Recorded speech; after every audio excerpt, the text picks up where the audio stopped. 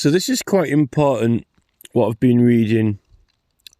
And this is in regards to all these corporate companies now, which are seeming to take control, you know.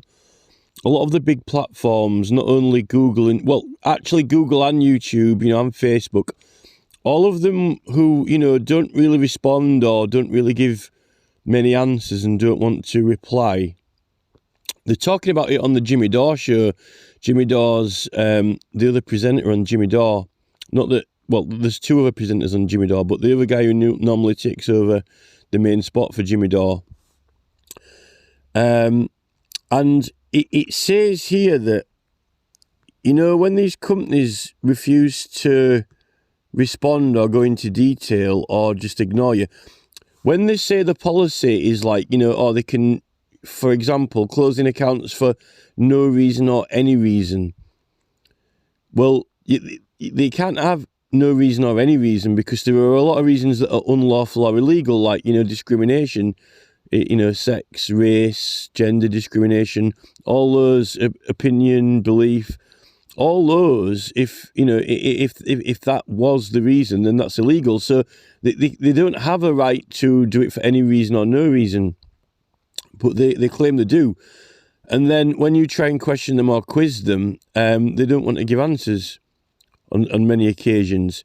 Now, this, they've all been trained and groomed, all this stuff, and I don't blame them, because it's part of the Tony Blair type of strategy when he's been going round and advising governments and updating governments in the way they do things and how they go about things.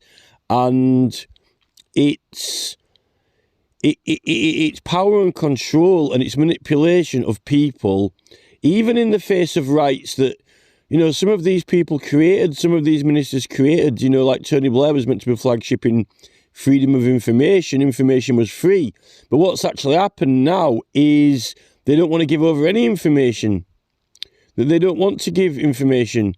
Even when you speak to the supermarket, you know, like I got some spinach and I wanted to know what pesticide was on it because I got ill. They wouldn't even tell me or give me the name, you know. And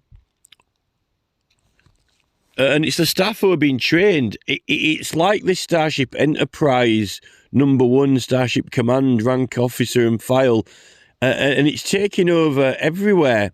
And the thing is, these companies are trying to make out that they're pleasant, nice, but they're using this very authoritarian, no compromise policy, which is basically arm wrestling you over, or not even arm wrestling, because you can't even get a grip. I mean, it's like trying to arm wrestle on a greased wall, you know, that they're just putting up a wall, like YouTube mainly. And like on YouTube, you know, for example, they've got this sex policy, no sexual content. But if you search like flexi-sex, like that's just one term you could search. There's an album there with 7 or 8 songs, and it's designed for sexual gratification. It's made for use with sex. It's made for use, and it's got sexual content in it. It even says that on it. So that is against the YouTube policy, but they won't remove it. Yet they're removing other people's material. Now, if you question them on it and say, well, does this break the policy? They don't want to go into any dialogue. They've got reporting tools and buttons, but when they don't work, and when they don't, you know, they don't actually want to enter into any dialogue at all whatsoever. You can get into a little bit of dialogue sometimes on Twitter. I did get one problem solved on the admitted fault, but the fault didn't even get sorted out, because then they conjured up this other problem, which goes back to this, they believe it's breaking policy. Yet, when you go into their policy, what I'd done from what strike they'd raised against me, it was only one strike. It should have been one strike. Because in their policy, it says that they can take down a channel if it's severe policy breach, not if it's just a normal strike. And it says that for a severe policy breach, it would have to have hateful, illegal, dangerous, or violent acts. So a sexual act to be serious would have to be a dangerous sexual act, a violent sexual act, a harmful sexual act, or illegal sexual act.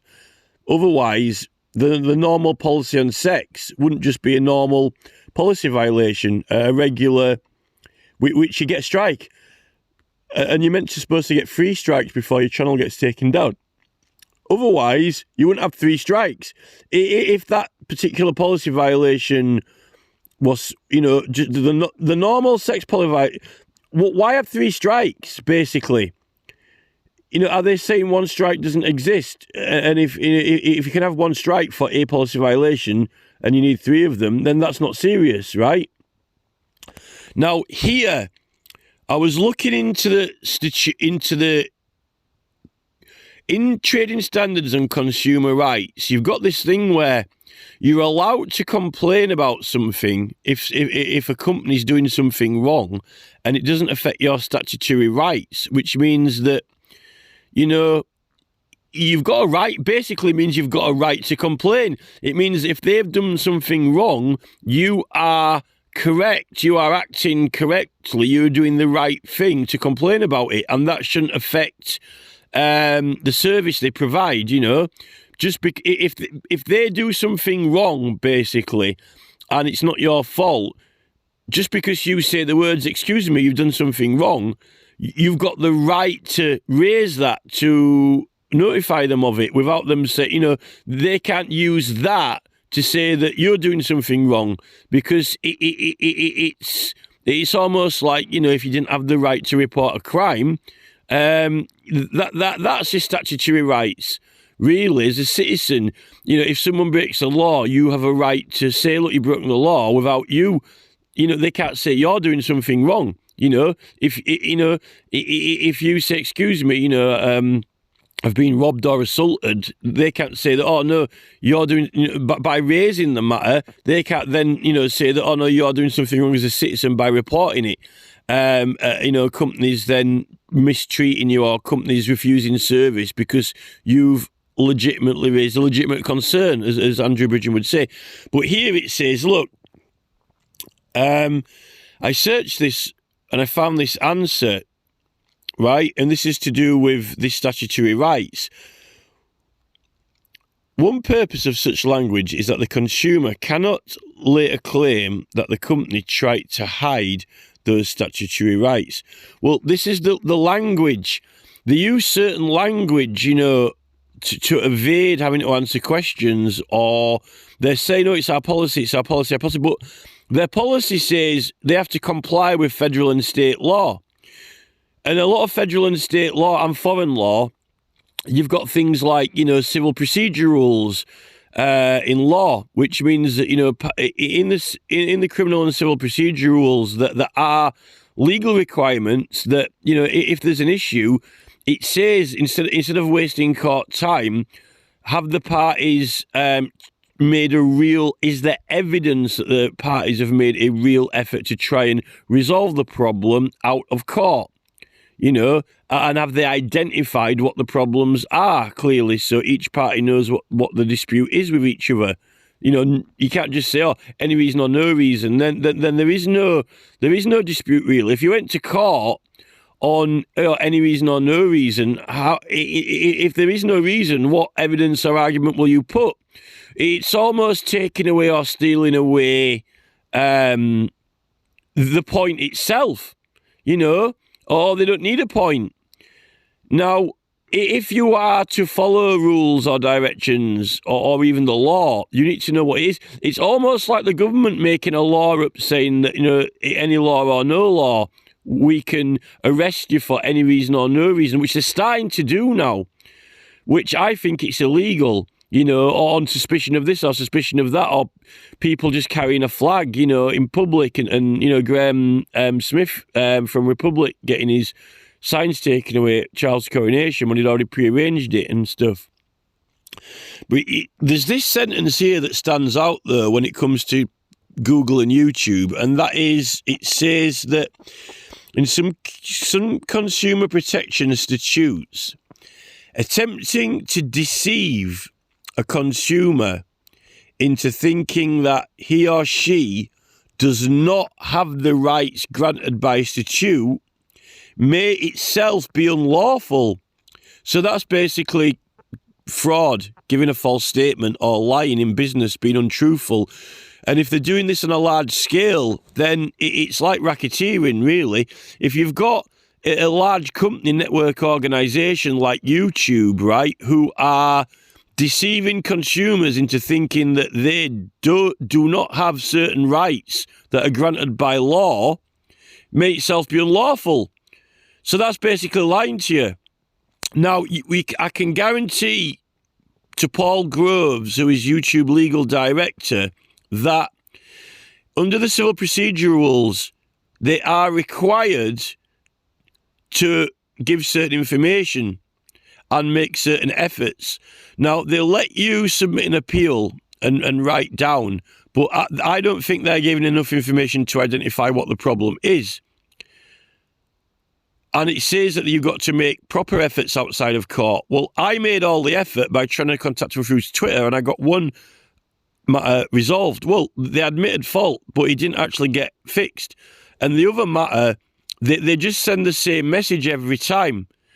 And they're actually, what they're doing is, I've indicated something in their policy, which I'm correct on, and I've complied with, and they are lying about it. They're saying that it's not this policy, it's the other one.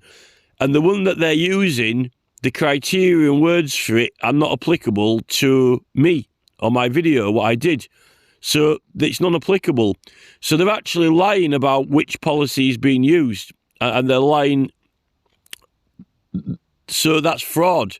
So that is actually illegal. So they are trying to deceive people.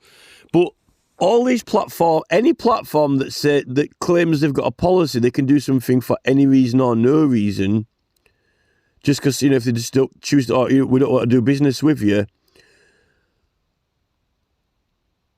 that itself, that is a crime, because you can't have that policy. No company can have that policy. And it doesn't matter. They can't have that policy on the basis that there are some things that exist that they can't do. Like, for example, discrimination. They're not allowed to discriminate against people. And the fact that that there's always a chance that they, with the right information and the right knowledge, if you follow a line of questioning to the truth, and you identify or find discrimination, which is illegal, and they were discriminative, then they can't have that. They're not allowed to break the law, and there is a law that says you can't discriminate. Now, by refusing to answer questions and by claiming that they've got a policy that applies, any reason or no reason, well, no, that policy is unlawful itself. So that renders their actual policy in their terms and conditions actually illegal. It is an illegal policy because it can't possibly exist, because it will claim that they're legally allowed to racially discriminate against someone, and it could claim that they're allowed to sexually discriminate against someone. And when you're under employment on the payroll, or if you're using services, they can't do that, and they're claiming that they can. They're basically claiming that they can break the law.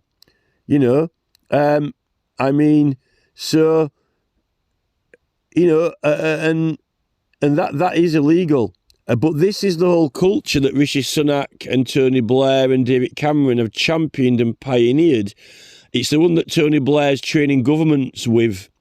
He's training governments with this, how they can control and better manage their people and their nation by using this policy. And they didn't used to have this in the 1970s and 80s. It's coming more really since after John Major left government, really.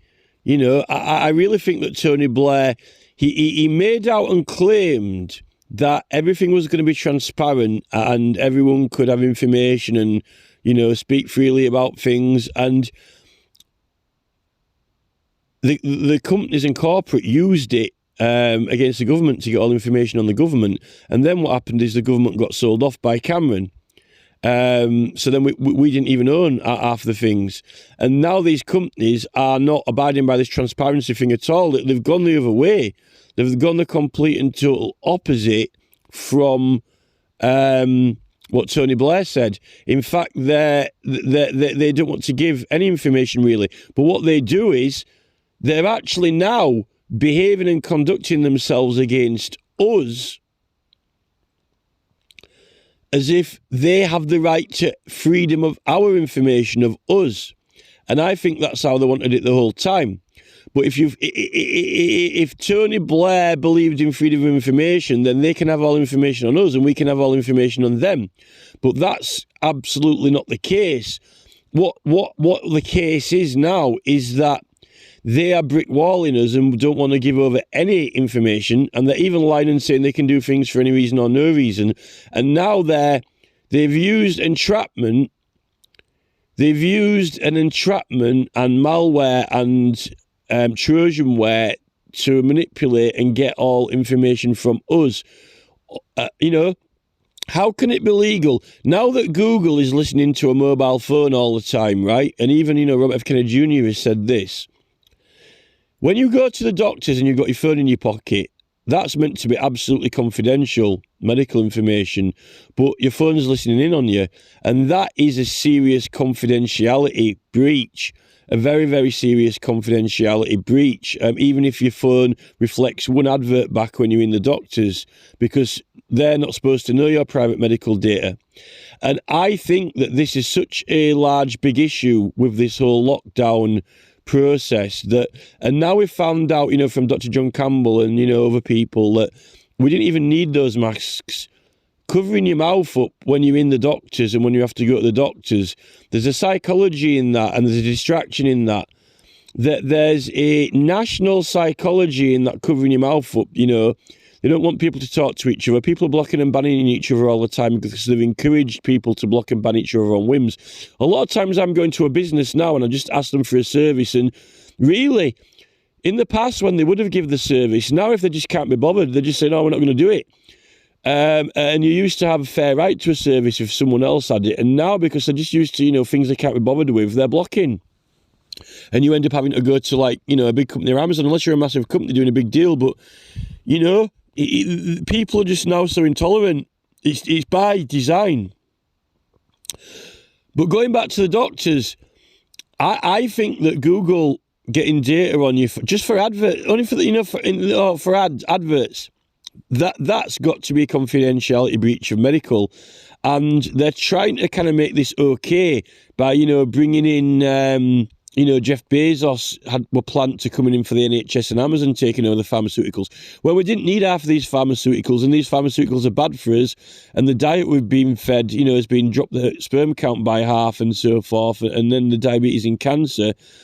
It's actually illegal what they're doing, Google, with that medical, and this psychological thing of covering your mouth up in the doctors and not talking about it. I mean... Rand Paul has been talking about them covering things up.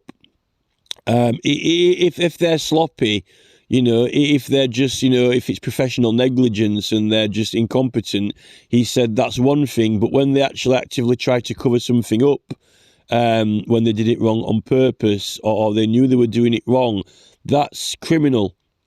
That is a crime. And currently, how can these... and your phone isn't even the government, is it? Your telephone is meant to be these private companies. Google aren't even the government, right? And it's not the NHS either. So, listening in your doctors and even using that data for anything for an advert. I mean, Robert F. Kennedy said that he was...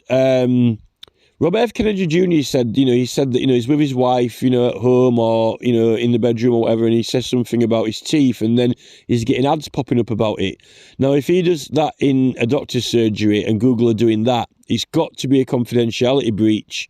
And I don't care what's in their contract. They can't actually how can their contract take away your confidentiality rights under statute law of England under the fact that it's legally got to be confidential? And if they would somehow get you to sign up for that or trick, even if they say they're using it for this or that, doesn't matter what they're using it for. And this is part of the Trojanware and the malware, and this is part of how they're slipping it all in and sliding it in. And then you've got the Secretary of State for Home Office, the head of the police, apparently, claiming that, now that the votes are dropping out of the bottom of the floor, particularly in Scotland at the last election, it swung from SNP to Labour in the last by-election in Scotland. But as it swung from SNP to Labour, no one was turning up to vote. So it wasn't like, a swing upwards. It's a falling motion. It's a swing downwards as people are just not turning up to vote for this government. It's like it goes from SNP into Labour as the vote falls. And the Tories know that, and Labour know that, Starmer knows that. And what they're doing now is they're panicking. And the Tories, Secretary of State for Home Office, he was making a speech the other day, and he was on the Big Brother Watch channel, made a video about it, and he's literally, I think he's panicking because of all the protests in London. When that's people disgruntled with the government, not happy with the government, complaining about the government, and they've got a right to assemble and complain about the government. And he basically discloses that, we've got all this biometric data. And then he says, we've got all the passports, we've got all the ID, we've got everything. We've got all the cameras set up. It's ready to go. It's ready to go. So they've admitted that they've got all this data, and they've been accumulating data, and they've been getting all this data, and they want to use it in the cameras, and they want to use it for facial recognition now. They want to do it now. And I think the urgency for them to do it is hitting panic mode, because they know that the way it's going, no one's even going to vote for them. No one's going to turn up and vote for them, and they're not even going to manage to be able to get a government. I mean, this is worse than Boris Johnson proroguing Parliament unlawfully, It's and if Boris Johnson didn't get arrested for proroguing Parliament unlawfully, then what they're doing arresting Lawrence Fox, for talking about ULEZ cameras, when he's meant to be a political party leader. So, this is the Home Office now in panic mode, because they're going to actually not get elected. They're going to the trend that is happening now. They're not even going to manage to form another government. And I don't think Starmer will be able to either. I don't think the Tories, the way it's going, as people are now refusing to vote because of the surveillance state, they're even using EE. They're using all their friends and their corporate executives and their corporate friend circles who own all the companies like the banks and EE, rejecting people's bank accounts and so forth. And they're now even scaremongering people on EE, saying, buy some motion detectors. What was that noise outside? What was that noise outside? This is part of the psychology that we're using in the COVID. And it's racketeering. Chris Carr's talking about the protesters racketeering, for Stop Cop City, just over literally something and nothing, when they're meant to be politically protected. We're talking about businesses. Trying to scare you and frighten you into thinking you need to buy security and things like that, when there is no security, because they're listening on everything you do.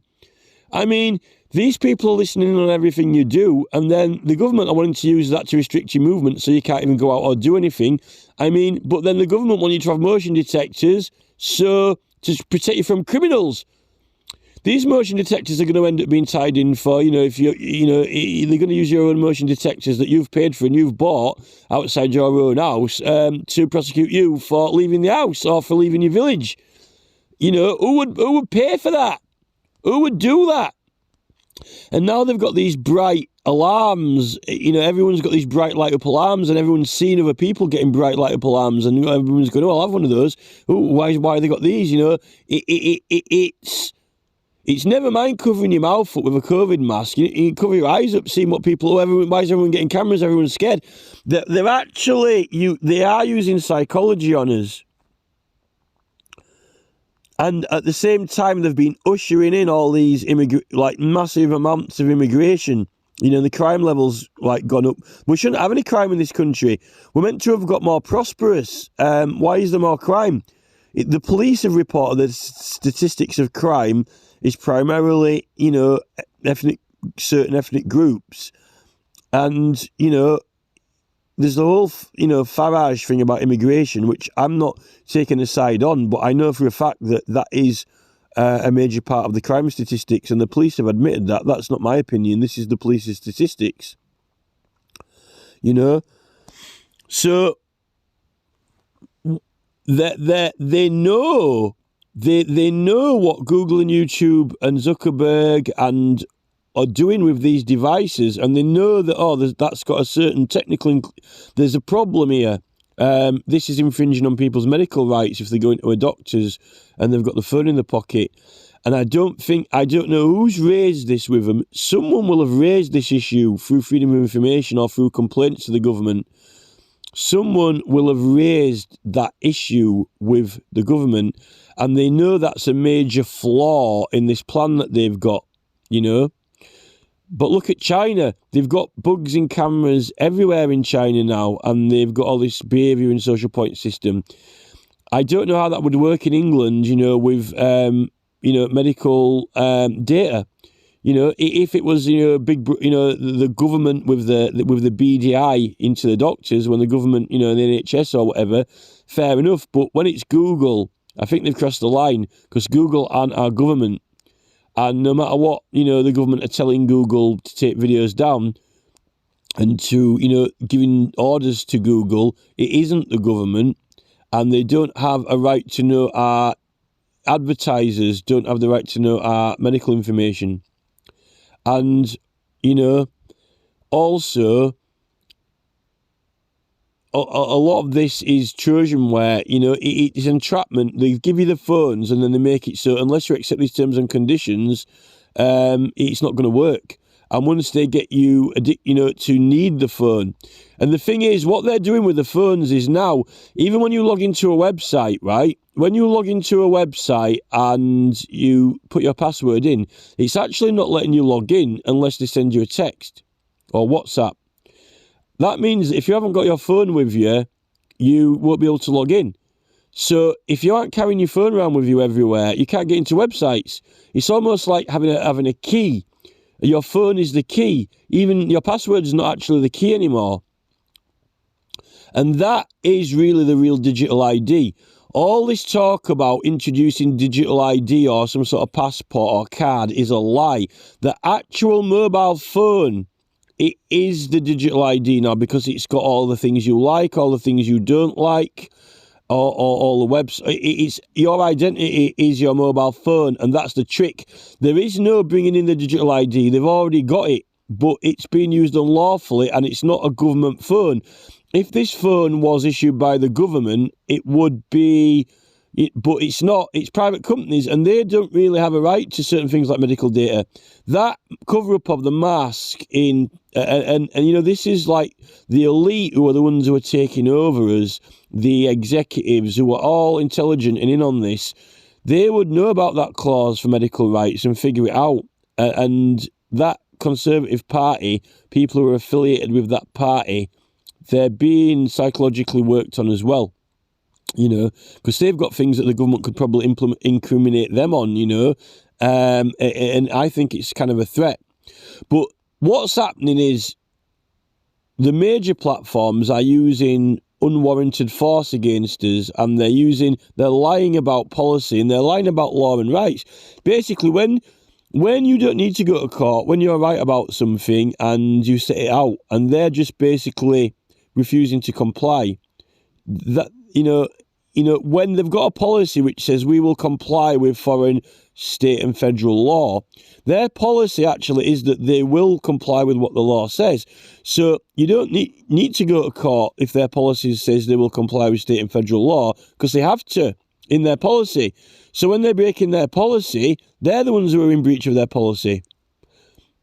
And when it says, and some of the policies are unlawful and they can't actually have them, but I don't blame the staff. They're being groomed by higher and higher people, and it's characters like Tony Blair who travel the world and go have meetings and speak to these governments and other corporate executive companies. We're going to be doing it this way now. We're going to be doing it this way. We're going to be doing it this way now. That is really treason. If Tony Blair, in his new implementations and recommendations for how corporate entities should be running themselves and governments, if it turns out that this is, if Tony Blair's responsible for these policies, these any reason or no reason policies, someone is responsible for bringing all these corporate entities under that policy and introducing it into use. And if it is Tony Blair, that's treason, because you can't have any reason or no reason when there's discrimination, sexual and racial discrimination. You can't say that it's not illegal for you to sexually and racially discriminate. That's illegal. And that would mean that Tony Blair, if he's been going around and getting other governments, to implement this themselves. You see, this is what they're wanting to do. They're wanting to try and stop people, even, if you broke the law, or if all these new crimes they're inventing, even if they suspect you of them, wanting to stop people's movement and things like that, even if you haven't done anything. That's almost like any reason or no reason. And all these, things that they can do without having a fair trial and without things like that. That's almost like any reason or no reason. And then, they might, even the police say, you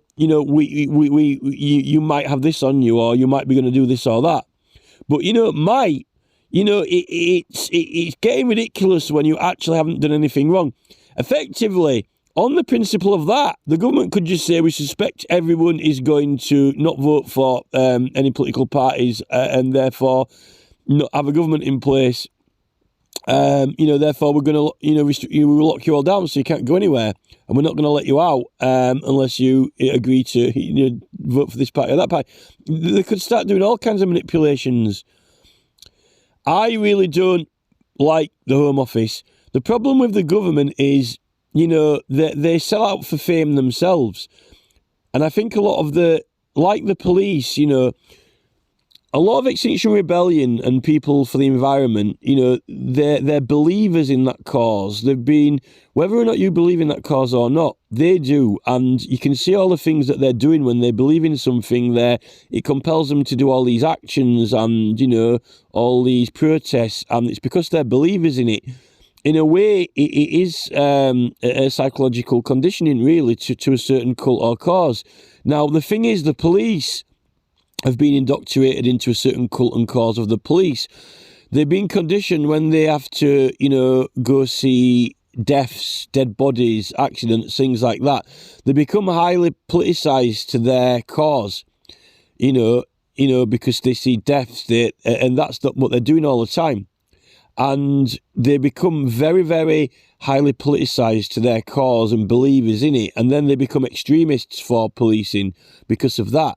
Very similarly to what Extinction Rebellion, and Just Stop Oil do. They become, psychologically politicised and believers in their particular cause. Now, I think the ministers end up getting indoctrinated into, when they're in Parliament, and they become believers in the cause. Barry Shearman did, for modernisation and futurisation and overdevelopment because of all the time he spent in London.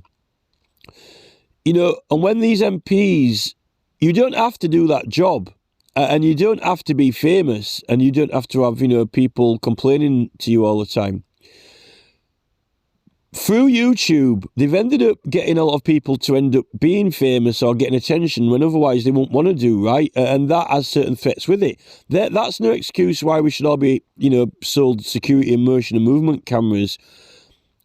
If MPs are in London and there's lots of protests, outside Parliament and outside the Royal Courts of Justice, and all judges and MPs are now feeling unsafe, you never had that in the 90s, in the 70s, 80s or 90s to this scale. And what they've done is they have upped the ante and they have raised themselves on the pedestal. This is what Mogg does, on GB News. He's not meant to be a GB News presenter. He's meant to be a politician. They've made themselves so famous and so unpopular that they now think that the whole country is a security threat in their world, in their bubble, in their realm, in their riots outside, huge parliamentary people gathering up. And then these characters, these ministers, almost like Michael Jackson with a load of kids following him and wanting to touch him, but like MPs with everybody complaining and screaming and shouting and wanting to, citizens arrest them, because they think they're criminals. Well, a lot of these MPs are, or whatever it is, something like that, or even just complaining. It's actually the MPs who need the security now. And they want it for them. They actually don't. It's not for normal people who don't want to be on YouTube and just want a normal life and, go for a walk in the dog and go to work and come home. It's actually these MPs who strive for stardom and fame. They need this. They want to get everyone who's turning up at these things and everyone who believes in certain causes. They want this. They want it. And there's a certain, the whole thing that when you tie all the companies into it and they're trying to force behaviour and they're actually fraudulent and lying as well, and then there's legal policies and the rest of it, it's all forced behaviour, it's all entrapment and manipulation gradually with the devices so they can really spy on people and, when you know what people like and don't like and also can control what they don't like and like, you can control what they do, everything they do. And when people like things, it's a good reason for them not to want people to do certain things, like not want them to build houses next to them or not want this or that. And that is a major obstruction. What is a major obstruction to the whole strategic planning and development is when people don't like things. Now, the thing about Facebook and YouTube is it investigates and controls likes and not likes. It's the psychology and social. It's studying likes and not likes and how to get people to like things and how, to get people to not like things. And once you've studied and controlled that down to a science, that's how you get by people's will. Because if someone lives in a village and they're happy with it and they like it as it is, but a corporate interest doesn't like it as it is and a corporate interest wants to make money out of it and change it for whatever reason, then they're not going to get anywhere if people don't like it. So you've got to try and get people to like it or want it or need it. And that's what EE are doing with these motion detectors. They're going, oh, what's that scary noise outside? You need to wrap up warm and feel safe. Get these motion detectors. So that's actually fear-mongering. And the police would arrest, if the police thought a member of the citizen was intimidating someone, they would arrest them for, harassment or trying to scare them. But yet they're not arresting any of these companies at all. None of them. The police take little to zero criminal action against these companies, particularly when they're owned by their colleagues, friends, pals, judges, investors, Vanguard, EE, the directors of EE, the directors of T-Mobile, YouTube. We're being rugby tackled, and they want it's the assimilation of the human will. And there's certain ways to do it. A combination of, firstly, they've got to, when you've got your wits about you, when you've got your sharp memory, attention and so forth, you've got a lot more opinion and awareness of what's going on, and you will act to enforce that in your life around you. When that's dimmed and your memory's fading because of your diet and, your gut bacteria, neurotransmitters and sperm counts falling, hormones, you are blunted as an individual. Now, that's one phase one. That is one phase of overcoming the will of the person. Then you've got to play on persons' likes and not likes, dreams and hopes and things, which they do with the TV and, game shows, getting all the audience in to cheer and clap, feeling social, and distracting people, really, at the time. If you can keep a person employed all through the day, 8 hours a day, and then when they come home, keep them distracted by the TV, entertained, watching a seal balancing a ball on its nose or whatever, then you're distracted from the hours you've got at home, which you could be complaining about building, collecting signatures for petitions, or even researching something important in the law for a dispute, or anything like that. Your time is, you just turn on, tune in, cop out, watch, sit back and be entertained. So this is all how it all works, and this is really, really important. And then, and then getting you to like certain things through the TV and through advertising, or these offers and stuff. And you should have good memory. You shouldn't need to put all your notes on the phone. The thing is, if your memory is really good, you can remember in your mind everything that you need to do and everything you're thinking about. But if it's in your mind, they don't know about it. They want you to have, when the whole nation's memory is not very good, and then they're using Notepad instead to write down all the things they're thinking about and planning, then someone can read those notes and someone knows what you're thinking about and doing. And when that's the whole nation wouldn't need to write it down, because they could just remember it in their head. Now, I don't think the government like that anymore. They think that's a security risk and hazard. They want everything to be written down on this digital ID tablet in order to govern people. Once the tablet's got information, and then they've got everything around you, motion detectors, movement things, all these things, you're looking at a world which will not allow you to even move or do anything. And that's what they're doing in China. Social points. That is a nightmare. I think the Americans, I've heard that the Americans are actually opting out of these CBCD things, which Rishi Sunak desperately wanted and backed. I think that's a good move. The only good move that I've seen Rishi Sunak do recently is to ban smoking, which, I'm a more of a liberal person. I would say, if people want to do it. But then again, it hasn't been helping people's health. So, but what they're doing to us is wrong. And what they're doing to us, it is actually illegal. It's illegal because they're the government's lying as well, because the petition committee is lying. The petition committee is lying about a lot of things. The model for a modest or a correct petitions committee was actually Obama. Even though how difficult it was, to get the 100,000 signatures in America, at least, when they let you register and run stuff on there, that was quite honest, I think. But they ended up shutting it down because, they can't actually have anything that's good. They actually realised that it was decent and they closed it down.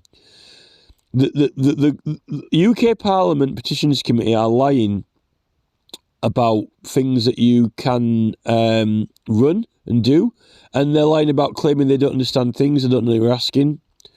And that's the model for how corrupt the government is.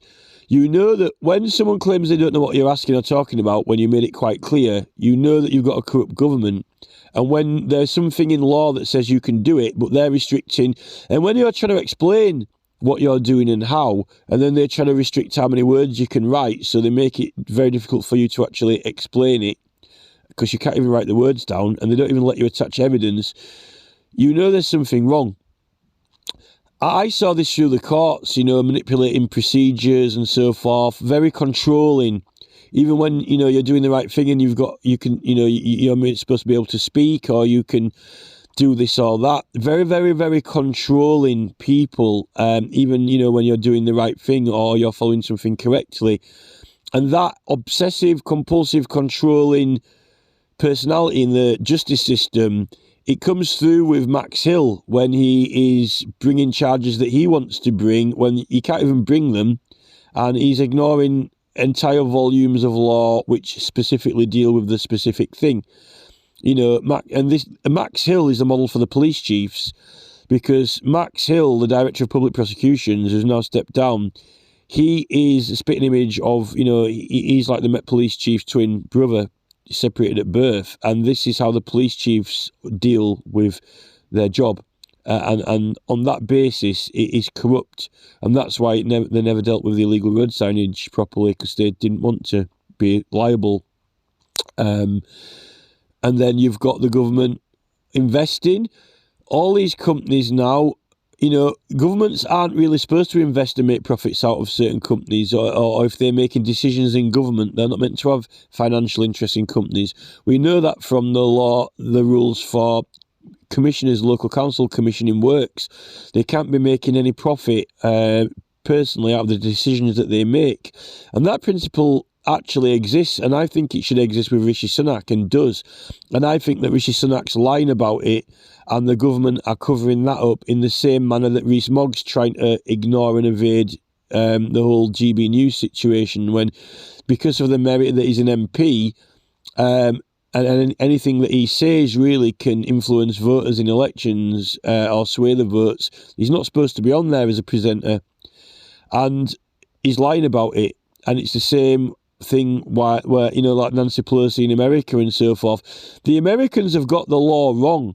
They've got the First Amendment wrong on freedom of press, and that's actually in effect now with YouTube, and they're not doing anything about it. And I think that Nancy Pelosi as well, you'll find that really, for whatever laws they're saying apply and saying don't apply, you'll find that they've interpreted it wrong, and they've ignored the interpretation on purpose and then continued to pervert it.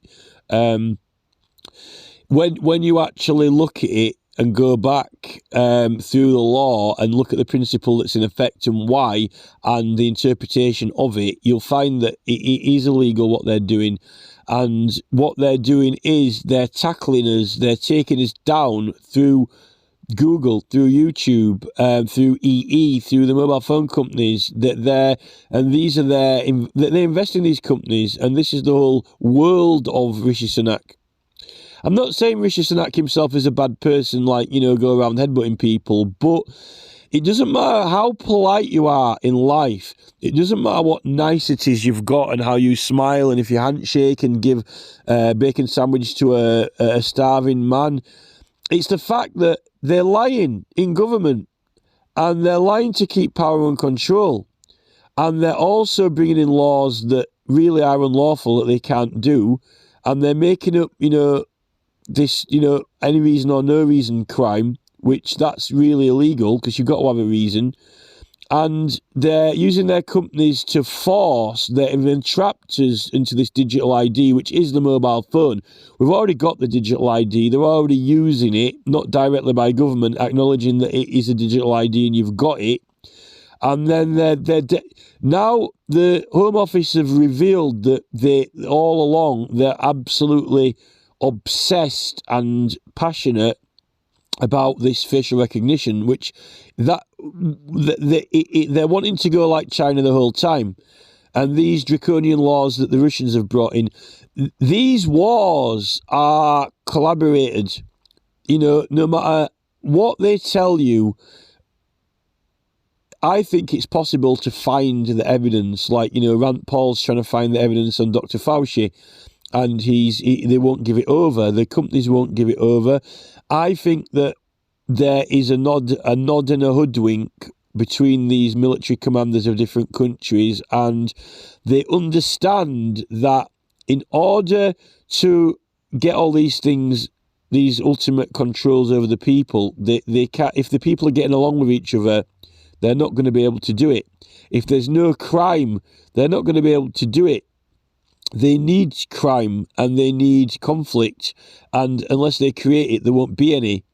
And that is a major part in this whole thing when it comes to bank managers going over to Saudi Arabia. How can a bank manager go over to Saudi Arabia with a big, plastic carrier bag of money that Charles is picking up and advising them on their investments, advising them how they should do their money? There is no way.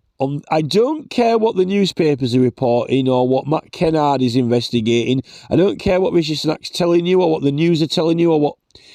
There's no way on this planet, it's not possible by any logic or rationality, unless someone's lying to you, that English bank managers can go over to Saudi Arabia in the Middle East and advise leaders on their financial investments and bank for profit, but not be in a position where they're in this exact same control and influence as they are with their wars and conflicts. It cannot be possible.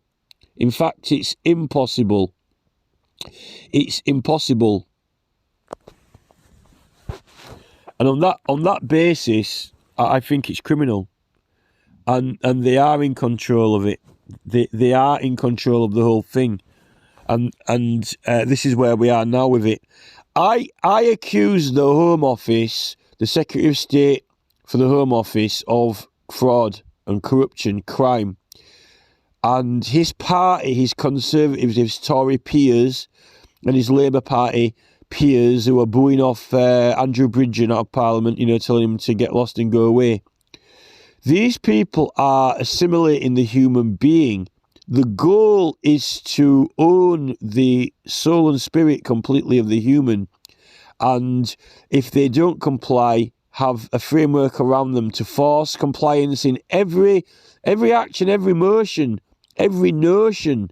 Control what you like and what you don't like. And if investments and building, they need us to like what they're doing.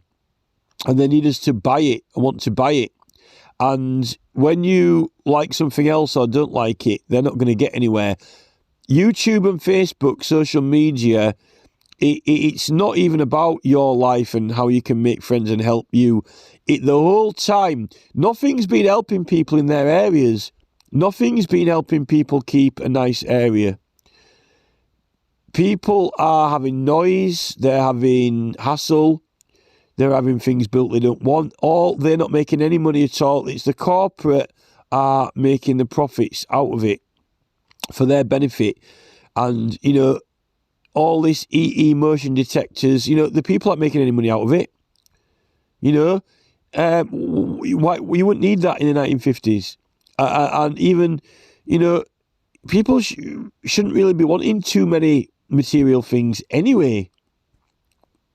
We're meant to be growing relationships, but they only seem to be wanting to block relationships and get people to be intolerant of their whims. Because when people are pushing buttons on phones, I like that picture, I don't like that picture, I like this noise, I don't like that noise. When you can filter stuff out that you don't want, unless adverts, notice it's not so easy to block out the government. I don't like this government. If you could push a button and get rid of the government, push a button and, the floor drops falls out under David Cameron or under the Home Office Secretary of State for, the Home Office or the police chief. I don't like this police chief. Push a button and he drops out the bottom of the floor like on Graham Norton, pull a lever and the chair goes back. It would be all right. But notice they're the people you can't block. They're the people you can't ban. These companies, you can't block the adverts, only other humans. And we're actually treating them like metaverse entities now, like they don't have feelings. But this is the whole thing with the word emoticon. Emotion con, like emotions are a con. Now, I like emoticons because I think they're cool for social engagement, but the word emoticon tries to make you think that it's a con. And the thing is, no matter what you do or say, people now, if you annoy them or they just don't understand you, you're not there in person, they're just hitting the button and they don't care what your emotions are. They care about their emotions, not your emotions. And this is spreading. And at the end of the day, I don't think the government care about our emotions. The police claim that they're enforcing the law because people are harassed or people are upset. They claim that's why they're enforcing the law, right? But I don't find that's the case, particularly online. And in bus stations now, they're wanting people to be more upset and scared. In fact, it's nearly as bad as that EE advert. That EE advertisement, which is going, oh, what's that noise? Be scared. That's like the bus station tannoy speaker going, oh, if anything makes you feel the slightest bit uncomfortable in this bus station, please report it. Even looking at someone wrong's a crime now, or whatever. and you don't speak to anyone. I don't even think if there's an old lad, an old boy, an old man, and he wants to give you a mint humbug. Hey, up, old lad, do you want a mint humbug? That don't happen anymore. No one dare speak to anyone else, and that is antisocial. And the thing with the police is that, what about the buses? I don't like the speaking bus. That's making me feel uncomfortable. Are the police going to prosecute the bus company for having a machine, a device that is harassing you? I don't see any legal cases or prosecutions. None. The pictures on the bus, these sinister characters they've got, intimidating people. I don't see, the police prosecuting the bus company for that, even though they reported it, even the speaker system itself. This speaker system, that's, this person saying, it's making me feel comfortable. That's making me feel comfortable. So it's, if your peers make you feel uncomfortable, it's okay. But it's all under the hierarchy of the command, the Starship Enterprise, you can't stop EE, although they say, have to stop these texts now. But it's not the fact that you're stopping them to you, that they're trying to pitch it on everyone else, and it's a fact of stopping these texts. If you don't want to buy the security, and if you think the security message is like, oh dear, I don't like this message, it's trying to make me feel scared, and it's trying to make other people scared, and it's trying to sell motion detectors, which are going to tie into the government's, whole security network. Now, I don't want other people, I don't want this company to sell them to other people. I like to stop the text going to everyone. Notice you can't stop the text being sent to everyone, I'd like to stop, Google from listening to me when I go to the doctors when it's private, confidential information that's actually being used unlawfully. I don't see how they could figure that into the policy either, because you can't differentiate between where you are when you're speaking. The phone doesn't know that you're in the doctors or not, and they haven't yet brought any software in where for your GPS you're in a doctor's and it turns itself off. So currently it's illegal. It has to be illegal. I take Paul Grove, I'd take Google down on this. If I won the lottery, I'd go to court now and I'd take Paul Grove straight down. He's taking my channel down. He doesn't care about my channel. He's taking my channel down. It's protected. Doesn't matter whether they monetize it or not. It's not about monetization. It's an advertisement, and they're a platform that let people put adverts on there. And there's a legal requirement that adverts for democratic function they've got to be put on there. It's part of being allowed to form a company under Companies House and even be a business. You've got to comply with state and federal law, whether you like it or not. It's quite serious, that face mask thing in the doctors. I only just realised it today, the more legal implications on it, and from what's been happening with, the voice recognition and the updates to my phone, and other things. There's a lot more going on as well. I've been thinking about the war anyway, and air raids. They call them air raids. Why do they call them air raids? And the siren, the planes are coming over, everyone hide, be scared. There's something about this regime's ongoing pursuit of assimilating the human will, the human mind.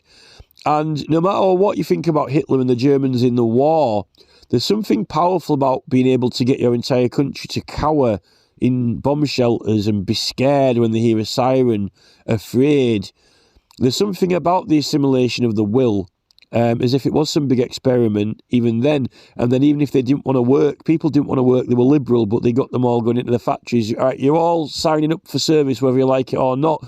You're all making bombs, you're all making weapons, you're all going to make camouflage netting, it's compulsory service.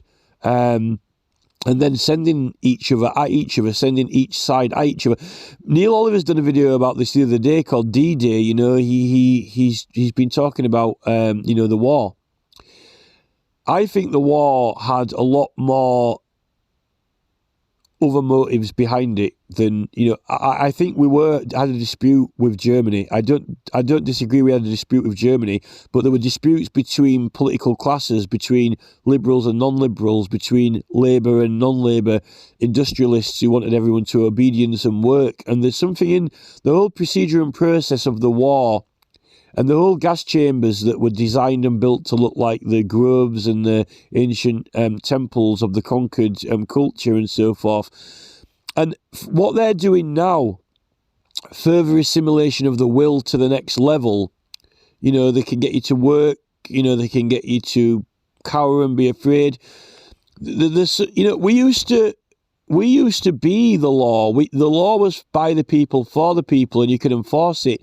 Now it's this regime who, when the people are actually protesting against the government, when the people are disgruntled with the government, and when the people aren't happy with the government, they are the ones who want the policies changed, and they're policing policies in public.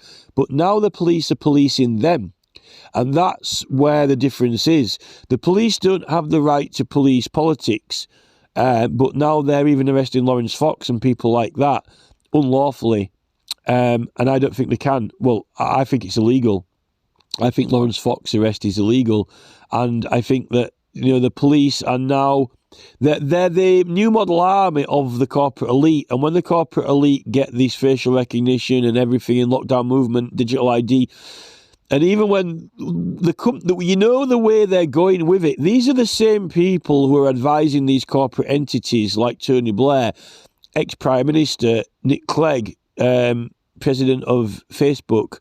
These are the people who are guiding the policies of the companies, and the way they're going with them is any reason or no reason and not even being answerable to you. That is completely opposite from freedom of information. That is, Cameron selling the companies off to these people, public services. They're aiming for arrest for any reason or no reason and suspicion, and their detention for any reason or no reason. They're aiming for stopping your movement for any reason or no reason on suspicion of what you like and don't like.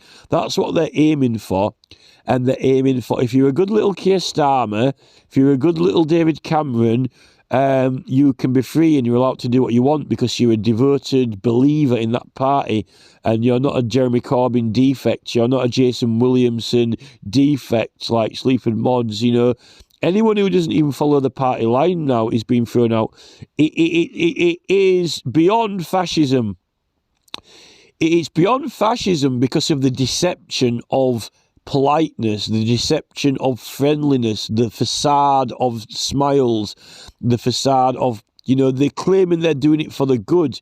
They're claiming they're doing it for social order. They're claiming they're doing it to make you safe. They're claiming they're doing it so everyone can be friends and be happy. If everyone were friends and were happy, they wouldn't charge anyone any money for anything. They would do things voluntarily for love and for free. And they would do things that people want and like, and they wouldn't ban and block people, and they wouldn't force people to behaviours, It's all for money and profit and control. It's not love and it's not kindness. It's a false facade. And the Jacob Rees-Mogg whole, Somerset Investments profiteering when he's not even supposed to be on there. The lies, the deception, with the complete ignorance and the absolute defiance, the defiance of Max Hill, the Director of Public Prosecutions, the ignorance of two complete acts of law which outline the specific and exact actions of a woman, completely ignored in order to secure criminal charges against criminal damage charges. These people are racketeering, and they are not only racketeering in a police force, in a government, through Parliament, they're extending it into investments in companies and designing policies of companies, and even ex-prime ministers, statesmen are engineering these policies of companies for any reason and no reason takeover. And on that basis, it is racketeering. And Chris Carr, the American Georgian Attorney General, he hasn't even scratched the surface of it. And in fact, his proposals are ridiculous. against a couple of people who are lawfully doing a petition referendum to stop police security state being built in their area. It is the government, unfortunately. There are some figures in government who I think are on the better side, like Robert F. Kennedy Jr., Rand Paul, maybe Tice, Lawrence Fox and Andrew Bridgen. But the majority of these people have sold out to corporate greed and control. And they shouldn't be in government, a lot of them. And unfortunately in England, you got a lot of these Labour Party people who believe they're the working class, that for the people. They've sold out to the people. They've sold out for greed and corruption and absolute power. And they should be ashamed of themselves. They're trying to turn us into a China-controlled state, and they're desperately trying to do it quickly. Now they know that these politicians are losing votes rapidly. They're not going to get elected soon. The way it's going, they're not even going to be able to get enough votes to get elected. And this is why the Secretary of State for the Home Office now is panicking. If they don't get approval and control of the security state and all this facial recognition biometric data, they're rushing into it now as the votes are falling. As you see the votes drop like a Threesian thermometer drop through the floor, this government is in an emergency national panic mode, because these MPs are shouting at Andrew Bridgen, telling him to get out of Parliament. They're not going to get elected. They can shout at Andrew Bridgen MP all they want. They can get drunk. They can tell him to F off, get lost, get out of Parliament. That's like an SNP swing. It's like being knocked out to the floor. I mean, these people have already been punched metaphorically. They're falling. They've already been knocked out. They're just, it's like almost like on a cartoon when someone gets punched and then they just kind of, there's a pause, or something, as it's almost like you've they've already lost, but they don't realise it. Well, they have lost. I think they've lost the people. And now they need to implement a military regime to take over, because their politics has gone. That shows that in the last Scottish votes, that they've got less than... When you've got a Secretary of State for the Home Office, who is he speaking to? Who is he talking to? Who is the Secretary of State addressing? I mean, he's on Big Brother Watch talking as if he's speaking to us. He ain't speaking to now 54%, 54, 55% now who are not electing this government. He isn't speaking to... There's over half of England that he isn't addressing. So he's not speaking to the English public. He's not speaking to the people. He's speaking to the factory owners, to Warburton's Bread. He's saying, Warburton, we need to get this biometric data now. We need to take control of this country. He's speaking to Google. He's speaking to Amazon, Jeff. He's speaking to every company owner. He's saying, we need to get a grip on your staff. We need to get their biometric data. We need to facial recognition all your workers, all your staff. They are not voting anymore. We need to stop their movement. We need to stop their actions. We need to know everything about them, and we need to be able to control. We need to make sure they like everything that we want to implement and we're selling them, because their votes are vanishing into ether. And without those votes, we can't implement any legislation. Therefore, it's a national emergency. The Home Office have declared a national emergency on England because they are not going to be able to enact any more laws. And without being able to enact any more laws, they cannot send their new model army police force to arrest you for any reason or no reason, which is the new policy of the regime. The new policy of the Tony Blair establishment, of which he has been promoting on other governments and going around and selling, and in his corporate announcements and spokesperson events, is the new policies that have been introduced through BlackRock Vanguard. Any reason or no reason. And, even when it's illegal, and they don't have to admit that or even consent to it, even though it's in the criminal procedure rules and civil procedure rules, that they must enter into negotiations and have all efforts to settle matters. And this is it. It is a David Cameron, Tony Blair regime implementation. And if they don't give their police executive business corporate power of their companies, which they've given to their companies, they've given their companies the executive power of any reason or no reason, and they're giving that to they're in the process of giving it to the police. And when the police have got the executive new model army powers of any reason or no reason, and they've got their motion sensors and everything in place, we are screwed. Well, we're already fucked. Because, when I go to the doctors on Wednesday and I have to talk controversial private data, not controversial, private data, confidential.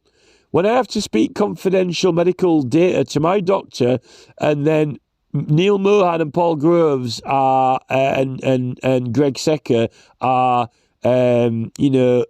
jeering and mocking me, and it makes me feel uncomfortable, and the police won't do anything, and they're using my confidential medical data.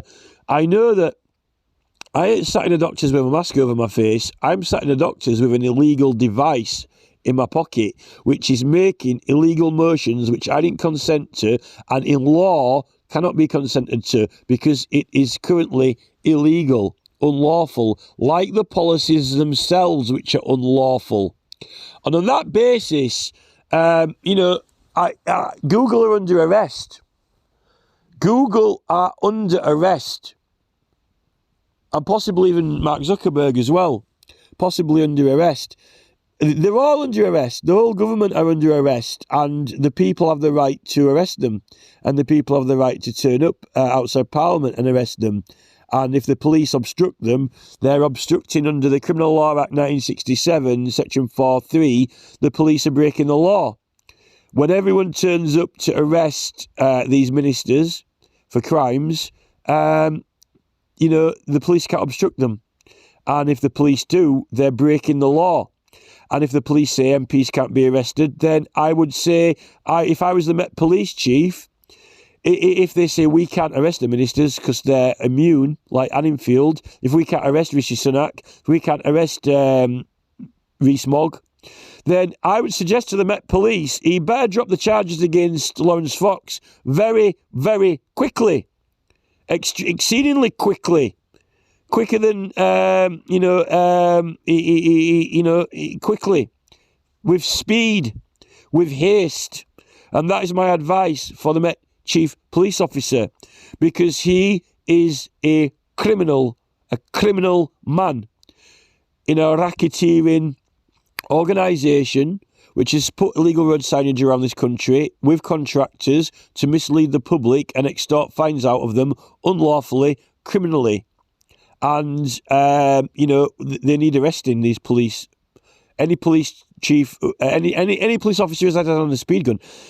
Those speed guns are unlawful. Oh, they've given themselves the certificates and the right to use them. Well, I have reason to believe in evidence that they're unlawful, and that, evidence was given falsely in nearly all cases of court when they were challenged, that the laser beam, Steve Callahan was going around in multiple cases saying the beam was, 3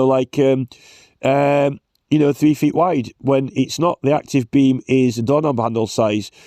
Therefore, when those devices have been used on the merit of evidence of the professional witness, Steve Callahan, they've all been used with a false statement unlawfully, those speed guns. And every police officer who's had his hand on them with a fingerprint on any of those speed guns has been using it unlawfully in law. And he's a criminal. So I like to see the police obstruct the public when they are enforcing the law under the Criminal Law Act 1967, Section 4(3). I'd like to see I'd like to see the police turn up when it switches from protesting, when it switches from protesting a demonstration under their new policing laws. Well, let's have some policing then. Let's have some policing, and that ain't a crime to enforce the law. It's about time we had some suspicions, or we had enough evidence to suspect, to have good reason to believe that these ministers are breaking the law. And I'd like to challenge the Met Police Chief Officer on that. And where's my artwork, by the way? What's gone missing in Royal Mail? I like to see that turn up back again. Probably the same place my other stickers were in West Yorkshire Police evidence stores, were vanished into the ether. This is it. So as far as I'm concerned, the Met Police Chief has got big problems, and he can just ignore them like some sort of, fascist, defiant, psycho, strongman. But, we've got issues, because when those votes drop any further, there will be no power to enact. And when there's no power to enact any more laws, there will be no facial recognition. There will be no motion detecting. There will be no any reason or no reason new crime enforcement following the trends of these entities. And there will be no more lying and fraudulent acts of, evading this requirement, deceiving people, attempting to deceive a consumer or a member of the public into thinking that he does not have the rights granted by statute may itself be unlawful. Well, that's the same thing about Lawrence Fox. The Met Police have led Lawrence Fox to believe that he doesn't have the rights that he has, or the immunity that he has as party political leader, to talk about what he wants. So, this is the thing. So, and this is a petition to Rishi Sunak, the Prime Minister, by the way. You can stick it where you want.